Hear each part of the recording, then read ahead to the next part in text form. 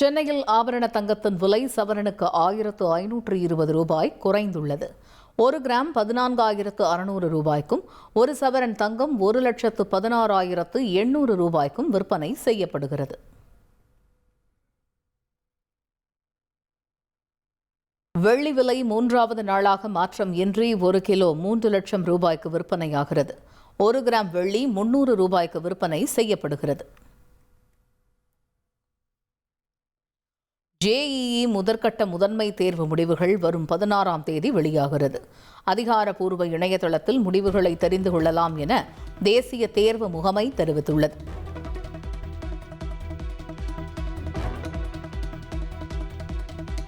மத்திய அரசின் தொழிலாளர் மற்றும் விவசாய கொள்கைகளுக்கு எதிர்ப்பு தெரிவித்து தமிழகத்தின் பல்வேறு பகுதிகளில் ரயில் மறியல் போராட்டம் நடத்தப்பட்டது. சென்னை, திருவள்ளூர், திருச்சி, மதுரையில் போராட்டத்தில் ஈடுபட்டவர்களை போலீசார் கைது செய்தனர்.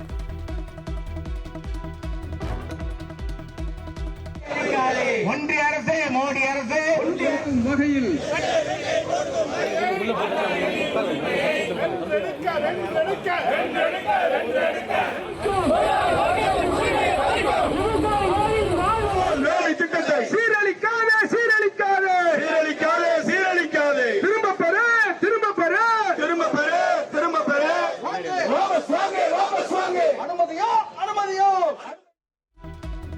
புதிய தொழிலாளர் சட்ட திருத்தங்களுக்கு எதிர்ப்பு தெரிவித்து நாடு முழுவதும் வங்கி ஊழியர்கள் வேலை நிறுத்தத்தில் ஈடுபட்டுள்ளனர். ஊழியர்களின் போராட்டத்தால் நேரடி வங்கி சேவைகள் பாதிக்கப்பட்டுள்ளது.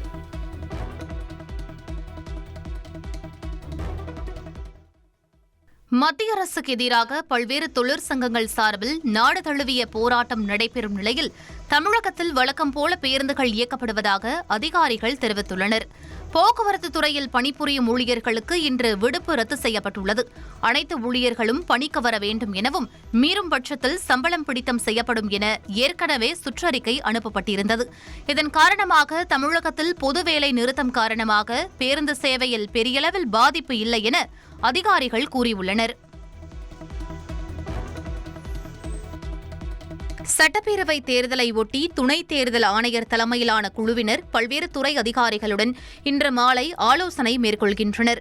வருமான வரித்துறை, சுங்கத்துறை, காவல்துறை, ரயில்வே, CRPF, அஞ்சல், சிவில் விமான போக்குவரத்து துறை உள்ளிட்ட 20க்கும் மேற்பட்ட துறையின் ஒருங்கிணைப்பு அலுவலர்களுடன் இந்த ஆலோசனைக் கூட்டம் நடைபெறுகிறது.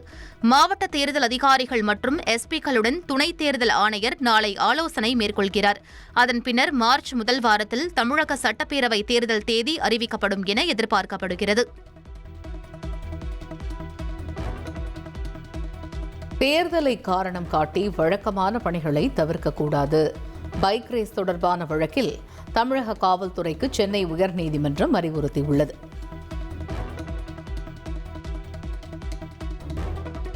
தமிழக அரசால் மேற்கொள்ளப்பட்ட முதலீட்டு ஒப்பந்தங்களின் நிலை குறித்த மாநாடு சென்னை கிண்டியில் நடைபெற்றது. புரிந்துணர்வு ஒப்பந்தங்களின் நிலை குறித்த மாநாட்டை முதலமைச்சர் ஸ்டாலின் தொடங்கி வைத்தார்.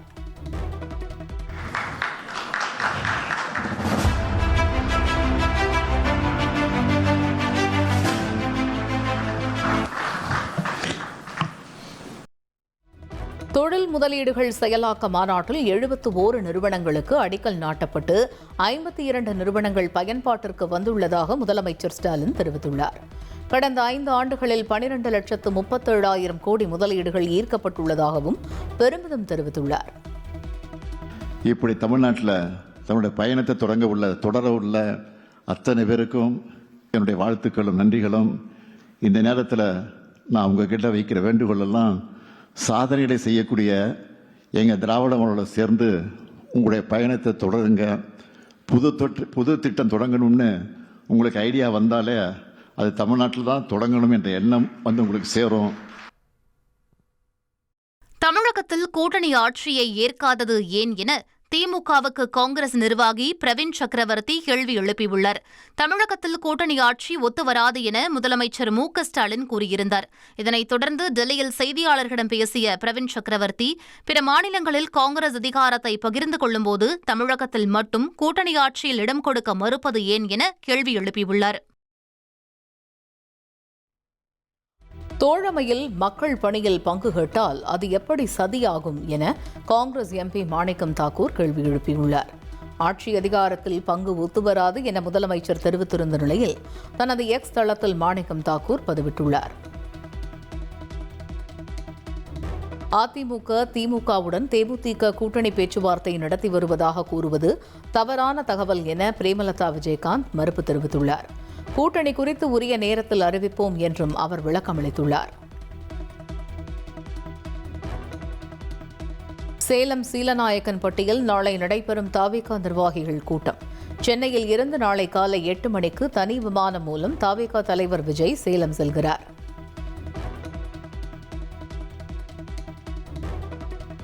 சேலத்தில் நாளை நடைபெறும் தாவேகா நிர்வாகிகள் சந்திப்பில் QR குறியீட்டுடன் கூடிய நுழைவுச் சீட்டு உள்ள 4998 பேருக்கு மட்டுமே அனுமதி அளிக்கப்படும் என அக்கட்சியின் பொதுச் செயலாளர் ஆனந்த் தெரிவித்துள்ளார்.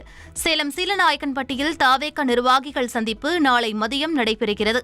இதில் அனுமதி பெற்ற 4998 பேர் மட்டுமே பங்கேற்க வேண்டும் என்றும் அனுமதிச் சீட்டு பெறாதவர்கள் நேரில் வருவதை தவிர்க்குமாறும் தாவேகா பொதுச் செயலாளர் ஆனந்த் கேட்டுக் கொண்டுள்ளார்.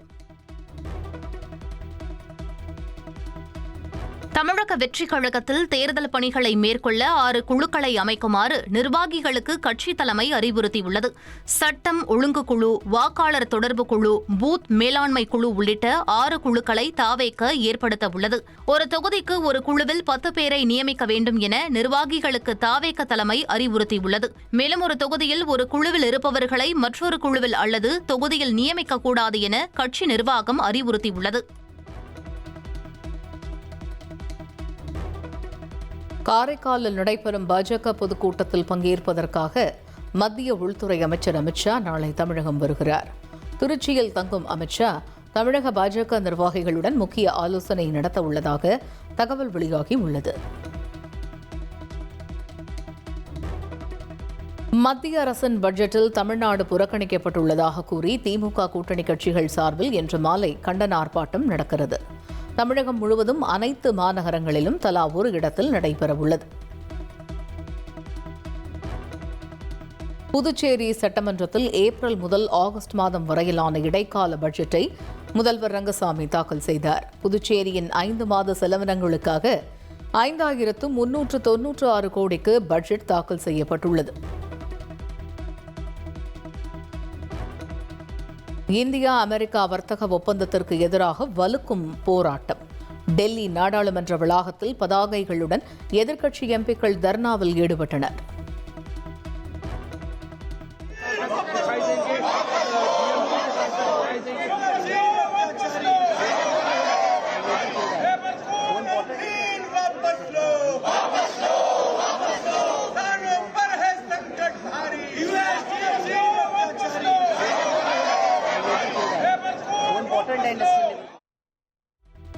அமெரிக்க வர்த்தக ஒப்பந்தம் மற்றும் சீன ஊடுருவலை கண்டித்து மக்களவையில் எதிர்க்கட்சி எம்பிக்கள் கடும் அமளியில் ஈடுபட்டனர். பதாகைகளை ஏந்தி சபாநாயகரின் இருக்கைக்கு முன்பாக முழக்கமிட்ட எம்பிக்களால் அவை நடவடிக்கை முடங்கியது. Put down your placards. I am requesting you repeatedly once again. You cannot display. This is against the rules. Please put down. I am requesting. So many times I made a request. And so many questions have come to me from your own parties. Okay, you don't want the proceedings of the House. सभा की कार्यवाही 12 बजे तक के लिए स्थगित की जाती है. ராகுல் காந்தியின் மக்களவை எதிர்க்கட்சித் தலைவர் பதவியை பறிக்க கோரி மக்களவையில் பாஜக எம்பி நிஷிகாந்த் தூபே நோட்டீஸ் வழங்கியுள்ளார். ராகுல் காந்தி நாட்டு மக்களுக்கு தவறான தகவல் அளிப்பதாகவும் சபாநாயகரிடம் புகார் அளித்துள்ளார்.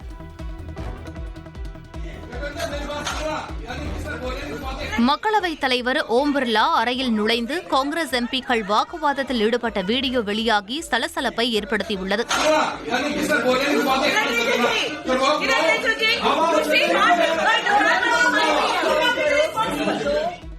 சுமார் 25 காங்கிரஸ் எம்பிக்கள் ஓம் பிர்லா அறையில் நுழைந்து அவரை மோசமான வார்த்தைகளால் திட்டியதாக மத்திய அமைச்சர் கிரண் ரிஜிஜு குற்றம் சாட்டியிருந்தார்.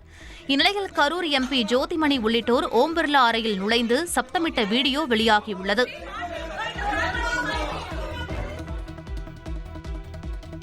அரசு மேல்நிலைப் பள்ளிகளுக்கு தேர்வான முதுகலை ஆசிரியர்களுக்கான நியமன உத்தரவை முதலமைச்சர் ஸ்டாலின் நாளை வழங்குவதாக அறிவிக்கப்பட்டுள்ளது. ஆசிரியர் தேர்வு வாரியம் நடத்திய தேர்வில் தேர்ச்சி பெற்ற 1960 முதுகலை ஆசிரியர்களுக்கு மாவட்ட முதன்மை கல்வி அலுவலகங்களில் இணையவழி கலந்தாய்வு நடத்தி பள்ளிகள் ஒதுக்கீடு செய்யப்பட்டுள்ளது.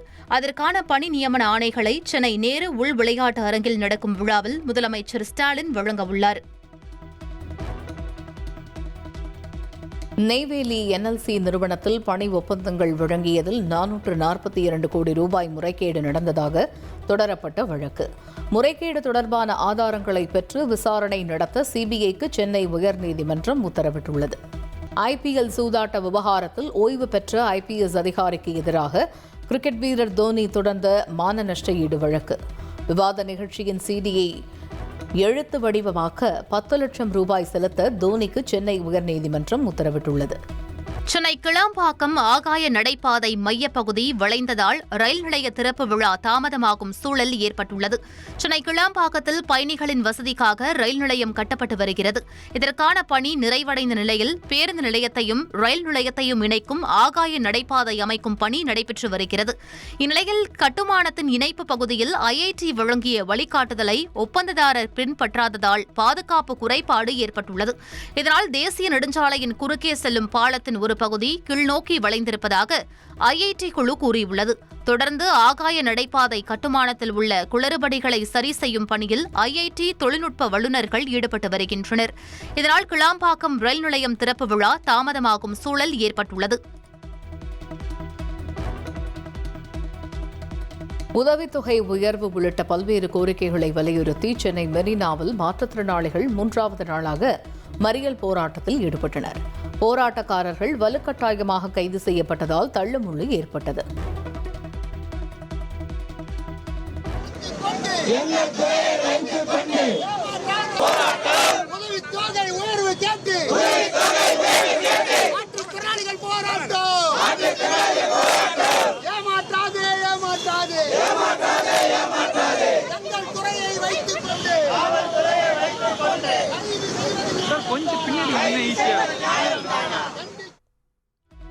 மடப்புரம் அஜித்குமார் கொலை வழக்கில் DSP சண்முக சுந்தரம் உள்ளிட்ட 4 போலீஸ் அதிகாரிகளுக்கு மாவட்ட நீதிமன்றம் சம்மன் அனுப்பியுள்ளது.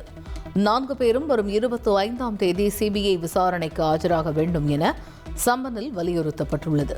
சென்னை யானைக்கவுனி ஜெயின் கோவிலில் 600 கிராம் தங்கம் மற்றும் 10 கிலோ வெள்ளி கொள்ளையடிக்கப்பட்ட சம்பவம். 1 வருடமாக சிக்காத நிலையில் புனேவில் பதுங்கியிருந்த கொள்ளையர்களை போலீசார் கைது செய்துள்ளனர். வேலூர் மாவட்டம் பேரணாம்பட்டு அருகே ஓடும் பேருந்தில் கல்லூரி மாணவிக்கு பாலியல் தொல்லை கொடுத்த முதியவர் கைது செய்யப்பட்டார். குடியாத்தத்திலிருந்து பேருந்தில் சென்ற மாணவியிடம் பின்னால் அமர்ந்திருந்த அப்துல் லத்தீப் என்பவர் அநாகரிகமாக நடந்து கொண்டதாக கூறப்படுகிறது. மாணவி அளித்த தகவலின் பேரில் பேருந்து நிலையத்தில் காத்திருந்த பெற்றோர் அந்த நபரை பிடித்து தர்மடி கொடுத்து போலீசில் ஒப்படைத்தனர். புகாரின் பேரில் போலீசார் வழக்கு பதிவு செய்து விசாரணை மேற்கொண்டு வருகின்றனர். வேலூர் மாவட்டம் KV குப்பம் அருகே காதல் திருமணம் செய்த மகளின் கணவரை அவரது மாமனாரே கூலிப்படையை ஏவி கொலை செய்த சம்பவம் பெரும் பரபரப்பு. அகரம்சேரி பகுதியைச் சேர்ந்த ராகவன் பணிக்கு சென்ற தனது மனைவி ஸ்வேதாவை அழைத்து வர இரவில் பைக்கில் சென்றபோது பசுமாத்தூர் மேம்பாலம் அருகே மர்ம நபர்களால் தாக்கப்பட்டு உயிரிழந்தார். CCTV காட்சிகளை கைப்பற்றி போலீசார் விசாரணை மேற்கொண்ட நிலையில் ராகவனின் மாமனார் அமுல்ராஜ் கூலிப்படையை ஏவி இந்த கொலையை அரங்கேற்றியது தெரியவந்தது. மேலும் காதல் திருமணம் செய்து கொண்ட ராகவன் அவரது மனைவி ஸ்வேதாவை தொடர்ந்து கொடுமைப்படுத்தி வந்ததாகவும் திருமணமானது முதல் ராகவன் மற்றும் அவரது மாமனார் குடும்பத்தினருக்கு இடையே முன்விரோதம் இருந்ததாகவும் கூறப்படுகிறது. இதையடுத்து அமுல்ராஜ் மற்றும் அவருக்கு உடந்தையாக செயல்பட்ட கார்த்திக் என்பவர் கைது செய்யப்பட்டனர். மேலும் பெங்களூருவை சேர்ந்த கூலிப்படையினரான 5 பேரை பிடித்து போலீசார் விசாரணை நடத்தி வருகின்றனர். முழு அடைப்பு எதிரொலியாக நாகர்கோவிலிருந்து கேரளா செல்லும் பேருந்து எல்லையில் நிறுத்தப்பட்டன. தொழிற்சங்கங்களின் நாடு தழுவிய வேலை நிறுத்த போராட்டத்தால் கேரளாவில் பேருந்துகள் இயங்கவில்லை. இதனால் நாகர்கோவிலிருந்து திருவனந்தபுரம் செல்லும் பேருந்துகள் களியக்காவிளை வரை மட்டுமே இயக்கப்படுகின்றன. இதன் காரணமாக பொதுமக்கள் கடும் சிரமத்திற்கு ஆளாகி வருகின்றனர். இதனிடையே கேரளாவில் தொழிற்சங்கங்களின் வேலை நிறுத்தத்தால் கடைகள் மூடப்பட்டதால் சாலைகள் வெறிச்சோடி பொதுமக்களின் இயல்பு வாழ்க்கை பாதிக்கப்பட்டது. அதேவேளையில் கன்னியாகுமரி மாவட்டத்தில் அனைத்து கடைகளும் திறக்கப்பட்டு பேருந்துகள் வழக்கம் போல இயக்கப்படுகின்றன. டெல்லியில் பனிமூட்டம் சூழ்ந்ததால் காற்றின் தரம் மோசமான பிரிவில் பதிவாகியுள்ளது. கடமை பாதையில் அதிகாலையில் பனிப்பொழிவுக்கு மத்தியில் ஏராளமானோர் நடைபயிற்சியில் ஈடுபட்டனர். இப்பகுதியில் காற்றின் தர குறியீடு 209 என்ற அலையில் மோசமான பிரிவில் பதிவானது. டெல்லியில் சமீப நாட்களாக காற்றின் தரம் மோசமடைந்து வருவதால் பலரும் சுவாச பிரச்சினையால் அவதியடைந்து வருகின்றனர்.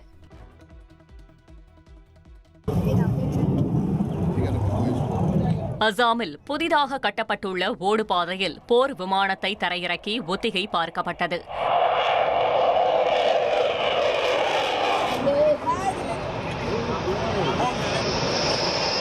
திப்ருகரில் 4 வழிச்சாலை வடிவில் விமான ஓடுபாதை புதிதாக வடிவமைக்கப்பட்டுள்ளது.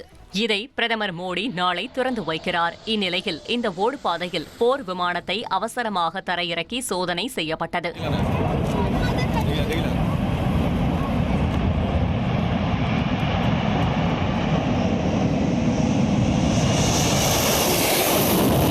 வானிலிருந்து ஓடுபாதையில் தரையிறங்கிய விமானம் மீண்டும் விண்ணை பிளந்தவாறு வானை நோக்கி சீறி பாய்ந்தது.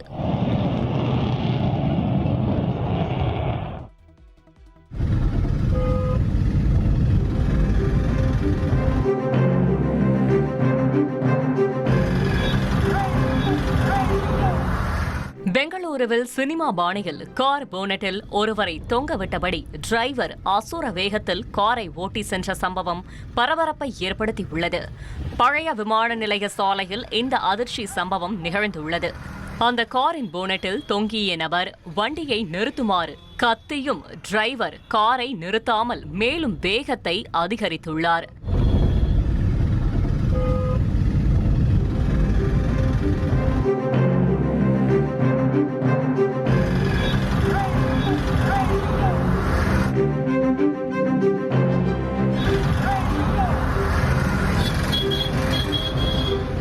இந்த வீடியோ சமூக வலைதளங்களில் தீயாய் பரவியது. இதைத் தொடர்ந்து சம்பந்தப்பட்ட காரை போலீசார் பறிமுதல் செய்து டிரைவரை கைது செய்தனர்.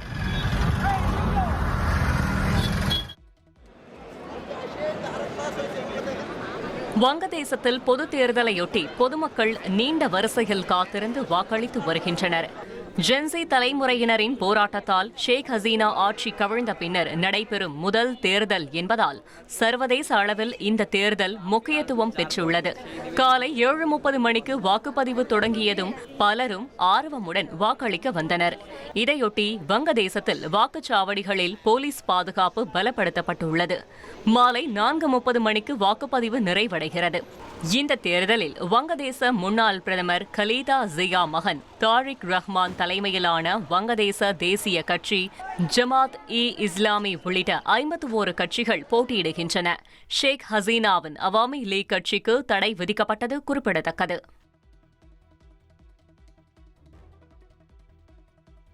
வாஷிங்டனில் வெள்ளை மாளிகையில் செய்தியாளர்களிடம் பேசிய அவர், சர்வதேச அளவில் எரிசக்தி உற்பத்தியில் அமெரிக்கா முதலிடம் வகிப்பதாக கூறினார்.